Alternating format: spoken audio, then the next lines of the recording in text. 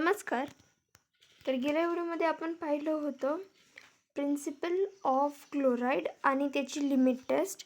या व्हिडिओमध्ये आपण सल्फेटची लिमिट टेस्ट पाहणार आहोत. Principle test is design to control sulphate impurities primarily in inorganic substances and is based upon the simple reaction between barium chloride and soluble sulfate in the presence of acetic acid to give insoluble barium chloride.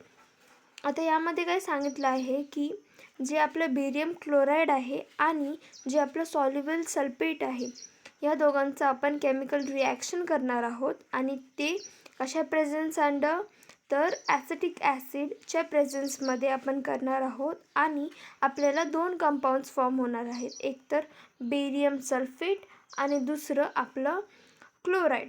मग जे आपलं barium sulphate असेल ते आपलं insoluble आहे, okay, आणि जे आपलं क्लोराईड होतं बेरियम क्लोराईड होतं ते सॉल्युबल होतं आणि सल्फेट देखील आपलं रिॲक्शनच्या आधी सॉल्युबल होतं, बट केमिकल रिॲक्शन झाल्याच्या नंतर बेरियम सल्फेट हे आपलं इनसॉल्युबल फॉर्म करतं compound. The opalescence produced in the test is compared with that of standard opalescence obtained from a standard sulfate solution containing known amount of sulfate produced in the same manner. मग ह्यामध्ये काय सांगितलेलं आहे की जे ओपॅलसन्स form होतं त्याला आपण स्टँडर्ड ओपॅलसन्ससोबत कंपेअर करतो, जे की आपण सेम मेथडनी बनवलेलं आहे जसं आपण सॅम्पल टेस्टला फॉर्म करतो. त्यानंतर if the test of opalescence is less intense then that of standard opalescence the sample passes the limit test for sulphate and vice versa. मग ते काय म्हणतात की जे आपलं सॅम्पल सोल्युशन असतं ते जर लेस इंटेन्स आहे आपल्या स्टँडर्ड सोल्युशनपेक्षा तर त्यांनी लिमिट टेस्ट ही पास केलेली आहे सल्फेटची. आणि जर कमी असेल, फॉर एक्झाम्पल आपलं जे स्टँडर्ड सोल्युशन आहे ते कमी ओपॅलसन्स दिसत असेल ॲज कम्पेअर टू आपल्या सॅम्पल सोल्युशनशी, तर आपण म्हणू शकतो की ती सॅम्पल पास करत नाही आहे टेस्ट.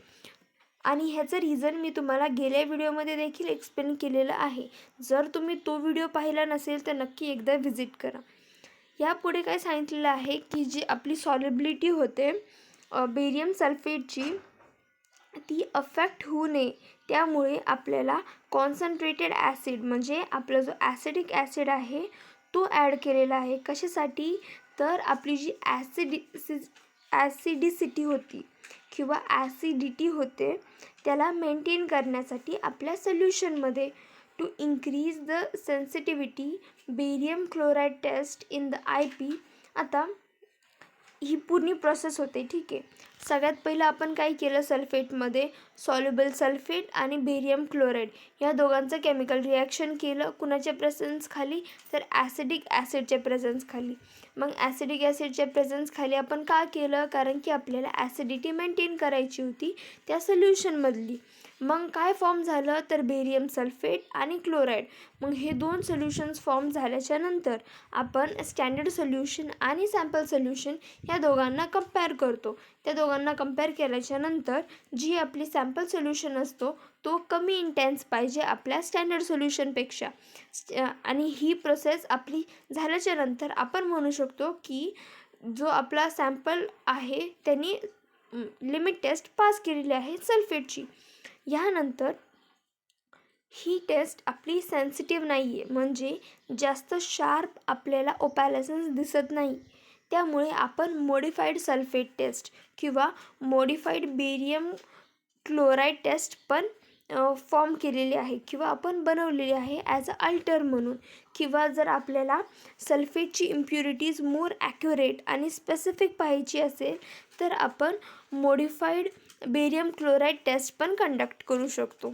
मग त्यामध्ये त्यांनी काय वापरलेलं आहे किंवा कुठल्या गोष्टी एक्सचेंज केलेल्या आहेत बेरियम क्लोराईडमध्ये ॲज कम्पेअर टू वरच्या सल्फाईडच्या लिमिट टेस्टपेक्षा. तर त्यांनी काय केलेलं आहे, बेरियम सल्फेट रिएजंट यूज केलेला आहे. मग जो बेरियम सल्फेट रिएजंट होता त्यामध्ये 3 गोष्टी आहेत. सगळ्यात पहिलं तर आपलं बेरियम क्लोराईड, मग आहे सल्फेट फ्री अल्कोहॉल. ह्यामध्ये अल्कोहॉलचा यूज झालेला आहे. ॲसिटिक ॲसिडपेक्षा त्यांनी अल्कोहॉल यूज केलेला आहे.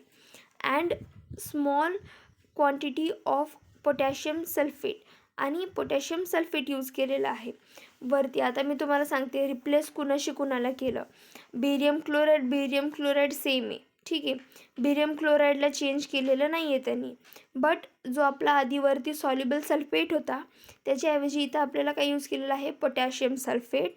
आणि वरती जो ॲसिटिक ॲसिड यूज केलेला होता त्याच्याऐवजी आपण सल्फेट फ्री अल्कोहॉल यूज केलेलं आहे. मग अल्कोहॉल का बरं यूज केला, कारण की आपलं जे सुपर सॅच्युरेशन होतं किंवा जे आपलं ओपॅलसन्स होतं ते जास्त युनिफॉर्म दिसण्यासाठी आपण अल्कोहॉलचा यूज केलेला आहे and to produce more uniform opalescence, बरोबर. मग ही होती आपली प्रिन्सिपल ऑफ सल्फेट. त्यानंतर मेथड ऑफ प्रिपरेशन, म्हणजे आपलं जे बेरियम क्लोराईड सोल्युशन आहे, जे इथेनॉलिक सल्फेट सोल्युशन आहे, ते कसं बनवलं, ठीक आहे. तर त्यामध्ये काय केलं त्यांनी, dissolve 25 gram of barium chloride in sufficient distilled water to produce 100 ml. म्हणजे 100 ml मध्ये आपल्याला 25 ग्राम बेरियम क्लोराईडचं कंपाऊंड मिक्स करायचं आहे. त्यानंतर इथेनॉलिक सल्फेट स्टँडर्ड सोल्युशन. आता ह्याला कसं बनायचं आहे, तर dilute 1 ml of 0.181% weight by volume solution of potassium sulphate. Potassium sulphate याला आपल्याला किती घ्यायचं आहे, तर 1 वॉल्यूम. मग 1 वॉल्यूम आणि त्यांनी त्याचं वेट बाय वॉल्यूमचं पर्सेंटेज पण सांगितलेलं आहे. त्याच्याप्रमाणे आपल्याला पोटॅशियम सल्फेट घ्यायचं आहे. कशामध्ये, तर इथेनॉलमध्ये. मग इथेनॉल किती पाहिजे आपल्याला, 30% टू 100 वॉल्यूम्स ऑफ इथेनॉल. म्हणजे आपला जो इथेनॉल आहे त्याचं किती घ्यायचं आहे, 100 वॉल्यूम पाहिजे. मग आपण पोटॅशियम सल्फेटचं 1 वॉल्यूम घ्यायचं आहे. त्यानंतर आपण या दोघांना मिक्स केल्यानंतर आपल्याला काय फॉर्म होणार आहे, इथेनॉलिक सल्फेट. इथेनॉलिक सल्फेट आपण कशामध्ये यूज करत होतो, तर आपल्या मॉडिफाईड सल्फेट टेस्टमध्ये. मॉडिफाईड सल्फेटमध्ये काय होतं, सल्फेट फ्री अल्कोहॉल आणि पोटॅशियम सल्फेट, बरोबर. मग ह्या दोन गोष्टींना ॲड केल्याच्या नंतर आपल्याला फॉर्म होतो इथेनॉलिक सल्फेट. मग त्यानंतर आहेत आपले स्टेप्स, की आपण कसे स्टेप्स फॉलो करणार आहोत. सगळ्यात पहिलं 1 ml of 25% weight by volume solution of barium chloride in Nessler cylinder. त्यांनी आता डायरेक्ट सोल्युशन घ्यायचं आहे, किती, तर 1 ml. आणि कशामध्ये, तर नेसलर सिलेंडरमध्ये. त्यानंतर वापस स्टँडर्डमध्ये सेम, स्टँडर्ड अमाऊंट घ्यायचा आहे आपल्या बेरियम क्लोराईडचा आणि टेस्टमध्ये टेस्ट घ्यायचा आहे. इथे चुकलेलं आहे, इथे वापस सोल्युशन ऑफ बेरियम क्लोराईड लिहिलेलं आहे. ॲक्च्युली तिथं सॅम्पल सोल्युशन लिहायला पाहिजे होतं टेस्ट सोल्युशनमध्ये. मग आहे आपलं 1.5 ml of ethanolic potassium sulphate. Same आपल्या स्टँडर्डमध्ये पण 1.5 ml of ethanolic potassium sulphate. Mix and allow to stand for 1 minute. मग त्यानंतर काय करायचं आहे, त्याला मिक्स करायचं आहे आणि 1 मिनिटासाठी स्टँड होऊ द्यायचं आहे. त्यानंतर add 15 ml of solution of specified quantity of substance in water or add 15 ml solution prepared as per individual monograph. यानंतर काय करायचं आहे, 15 ml स्पेसिफाईड सोल्युशन. म्हणजे इथे वापरायचं आहे आपल्याला काय, तर जे स्पेसिफाईड सोल्युशन होतं आपलं, ज्याचं कॉन्सन्ट्रेशन आपल्याला नोन नाही आहे, ते वालं सोल्युशन आपल्याला टेस्ट सोल्युशनमध्ये टाकायचं आहे. किती, तर 15 ml. त्यानंतर स्टँडर्डमध्ये add 15 ml of sulphate standard solution. याच्यामध्ये आपल्याला सल्फेटचं कॉन्सन्ट्रेशन नोन आहे आणि यामध्ये देखील आपल्याला 15 mlच घ्यायचं आहे. त्यानंतर add 0.15 ml of 5 molar acetic acid. Same आपल्या स्टँडर्डमध्ये add 0.15 ml of 5 molar acetic acid. Dilute to 50 ml with distilled water. म्हणजे 50 ml पर्यंत त्यांना डायल्यूट करायचं आहे. कशाने, तर डिस्टिल्ड वॉटरनी. ही होती प्रोसेस आपली सल्फेट इम्प्युरिटीजची. मग त्यामध्ये आपल्याला सर्वात पहिलं काय करायचं, 1 ml बेरियम क्लोराईडचं सोल्युशन घ्यायचं, ठीक आहे. तुम्ही जर आन्सर लिहित असाल ह्याचं आणि जर तुम्हाला विचारलं की प्रोसिजर लिहा म्हणून, तर तुम्ही क्वांटिटी जरी नाही लिहिली तरी चालेल. मग तिथे काय लिहायचं, add 25.0% weight by volume solution of barium chloride in Nessler cylinder. Same स्टँडर्डमध्ये 25.0 percent weight by volume solution of barium chloride in Nestle cylinder. First step. Second step मध्ये काय, ethanolic potassium sulphate add ethanolic potassium sulphate दोघांमध्ये. त्यानंतर mix and allow to stand for 1 minutes. यानंतर काय, add specified quantity of substance in water.